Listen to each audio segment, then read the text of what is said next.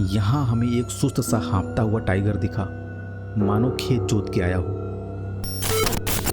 जो जीता उसी की मादा।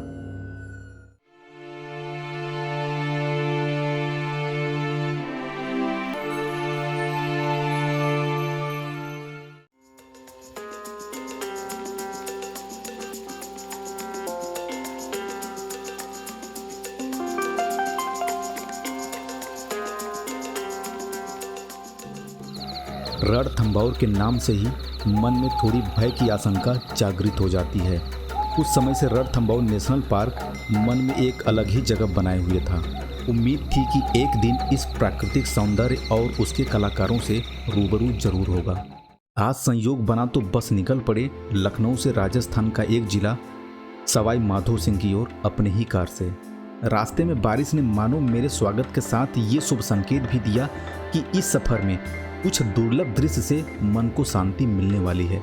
लेकिन आगे ढलते सूरज का सुहावना दृश्य मन को प्रफुल्लित तो किया, परंतु यह आशंका अंदर ही अंदर खाने लगी कि ढलते सूरज की तरह मेरी उम्मीदों का सूरज भी न ढल जाए।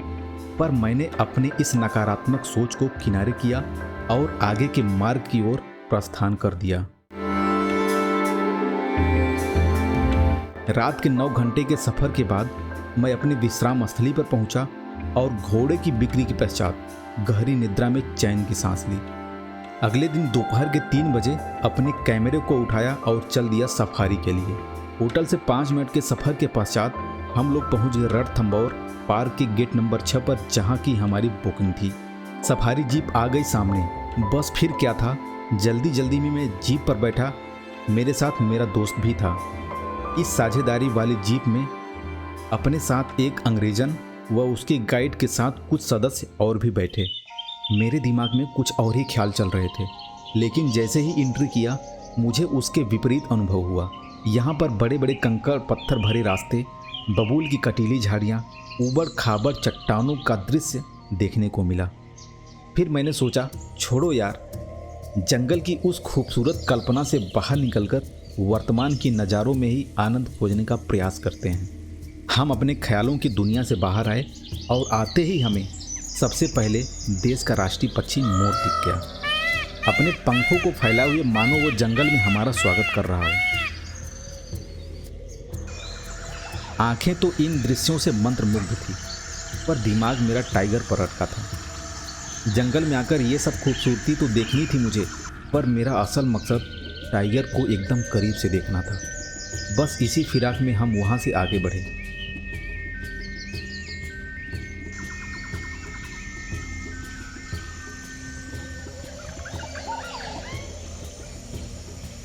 रास्ते में आगे बढ़ने पर हमें कौवे की प्रजाति का एक पक्षी रूफस ट्रिपी भी देखने को मिला।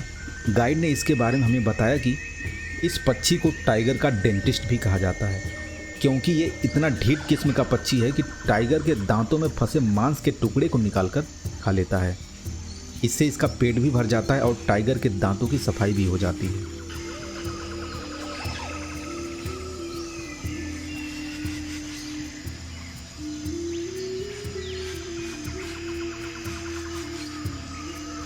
इन सुनसान रास्तों में जैसे जंगल की खामोशी शोर कर रही थी।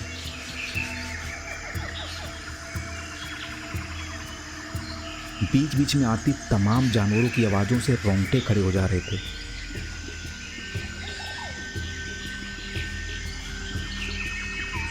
गजेल का बच्चा अपनी मां को खोज रहा था। देर हुई तो टाइगर खोज लेगा। स्पॉटेड डियर का एक झुंड बेखौफ से जल्दी जल्दी अपना पेट भरने में लगे थे।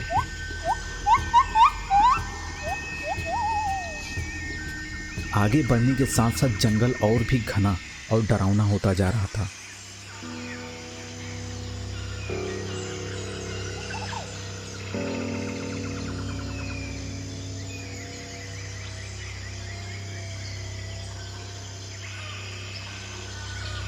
टाइगर को देखने की बेसब्री में मैं खड़ा होकर चारों तरफ अपनी नजरें दौड़ाने लगा। तभी हमें एक मादा हिरण के लिए 2 नर हिरण आपस में मारा मारी करते हुए दिखे। जो जीता उसी की मादा। मेरी नज़र बाज की तरह चौकन्नी थी।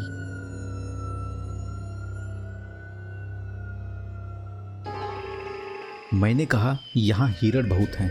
तो गाइड ने जवाब देते हुए कहा, वनों में हिरणों की उपस्थिति ही टाइगर के जीने का एक बड़ा आधार है। जंगल में हिरण और लंगूर एक दूसरे के सगे संबंधी जैसे रहते हैं। आपसी तालमेल से ये लोग एक दूसरे को आने वाले खतरों से आगाह करते हैं। इन 20% में जो अपन को दिखते हैं 25 से 30 टाइगर है जो दिखते हैं अपन को। और टाइगर के अलावा यहाँ पर लेपर्ड है, स्लोथ है। एक टाइगर को ढूंढना काफ़ी मुश्किल होता है क्योंकि टाइगर का एरिया सर बड़ा होता है। क्योंकि एक मेल टाइगर का एरिया होता है 40 से 50 किलोमीटर का एरिया होता है और फीमेल का छोटा होता है 15 से 20 किलोमीटर का। तो टाइगर क्या अपनी टेरिटरी बना कर रहता है, अपना एरिया रहता है टाइगर का। यूरिन स्प्रे द्वारा पेड़ों पे मार्किंग करता है वो। जैसे दूसरा टाइगर आएगा, स्मेल लेगा, अगर पावरफुल टाइगर होगा तो आगे बढ़ेगा, वरना स्मेल को सूंघ के वापस लौट जाएगा। कई बार टाइगरों में फाइट भी होती है, टाइगर फाइट में मर जाते हैं। ये है, ये टाइगर ढूंढने के 2 तरीके हैं। फर्स्ट ट्राइब, वो टाइगर के पंजे सॉफ्ट होते हैं, उन रोड पे चलना पसंद करता है टाइगर। अच्छा। दूसरा होता है जब टाइगर मूवमेंट पे होता है तो डियर, मंकी, सांभर ये कॉल करते हैं, आवाज़ देने लगते हैं। तो जितना अपन साइलेंट रहेंगे तो टाइगर ढूंढने में आसानी ज़्यादा होगी। ये है। अभी गाइड ने बताया जंगल के उत्तरी छोर पर 2 टाइगर साथ दिखे गए हैं। मैंने कहा, गाड़ी स्पीड में भगाओ। यहाँ पर लंगूरों की कॉल सुनाई दे रही थी। हिरण हड़बड़ाहट में भागते हुए दिख रहे थे। ये सारी चीज़ें टाइगर की मौजूदगी की ओर इशारा कर रही थी। यहाँ हमें एक सुस्त सा हाँफता हुआ टाइगर दिखा, मानो खेत जोत के आया हो। जब तक ये सुस्ता रहा था तब तक हमने सोचा कि बाकी का जंगल घूम कर आ जाते हैं।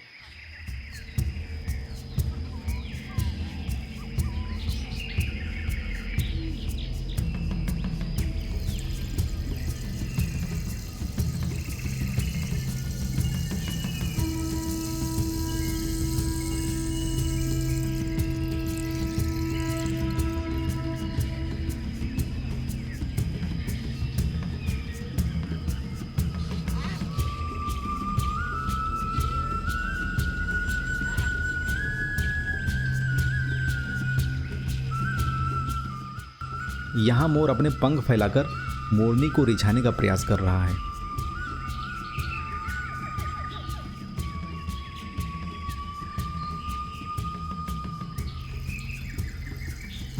ये डिफरेंट टाइप के सांबर हिरन अपने पूंछ और कान को एंटीना की तरह इस्तेमाल करते हैं।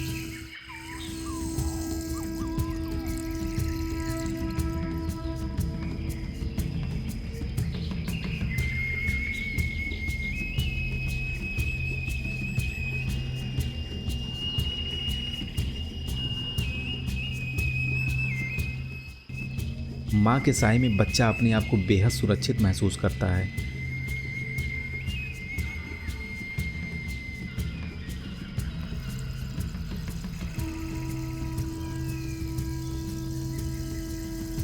ये हिरण लास्ट टाइम टाइगर का शिकार होते होते बचा।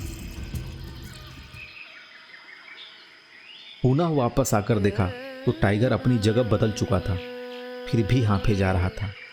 उसके हाँफने की वजह समझने में हमें देर नहीं लगी, क्योंकि पास में ही आराम करती फीमेल टाइगर दिख गई। गाइड ने बताया इस टाइम मेटिंग का समय चल रहा है, इस दौरान टाइगर कोई शिकार नहीं करता। गाइड ने यह भी बताया हर आधे 1 घंटे में इनका एक बार मेटिंग होता है, जो कि 4 से 5 दिन लगातार चलता है। मेल टाइगर फीमेल टाइगर के आसपास बार बार आकर मंडराता, फिर बैठ जाता। मैंने कहा, ये क्या हो रहा है? गाइड ने कहा, शांति बनाओ, सोना मिलेगा। जंगल की ये घटना वैसे तो कॉमन है, पर हम आम इंसानों के लिए आंखों के सामने देखना बहुत ही अनूठा अनुभव है।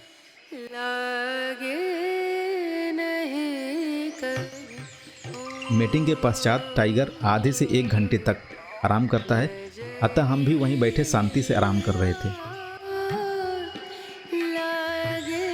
नहीं 45 मिनट के पश्चात हम ये नज़ारा दोबारा से देख पाए।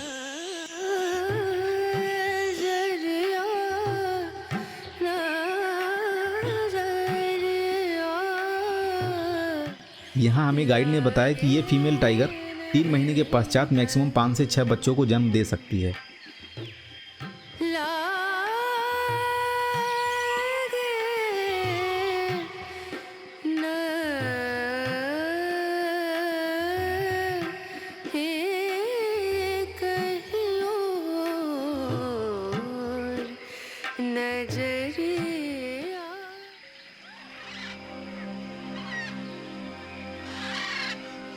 वापस लौटते समय हाल ही में हुई बारिश की वजह से दीमक का टीला ढह गया था।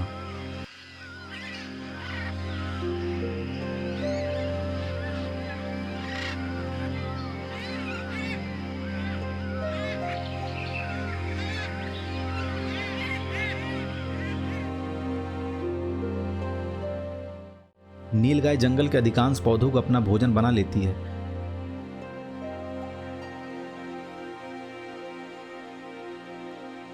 इस पौधे की पत्तियां नीलगाय का मनपसंद भोजन है।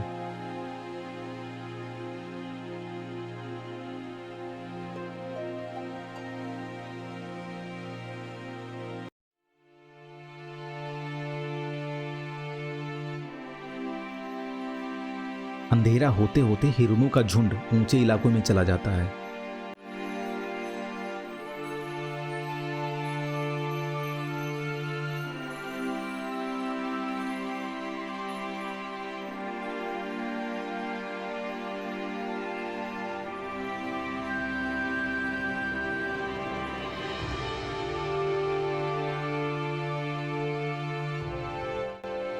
आज का दिन हमारे लिए बहुत ही खास रहा। हमने यहाँ से जीवन भर के लिए कैमरे के साथ साथ मन में भी ढेर सारी यादें बटोर ली हैं। प्रकृति की इन खूबसूरत वादियों में ढलते सूरज के साथ हम अपना आज का ये सफर भी यहीं समाप्त करते हैं।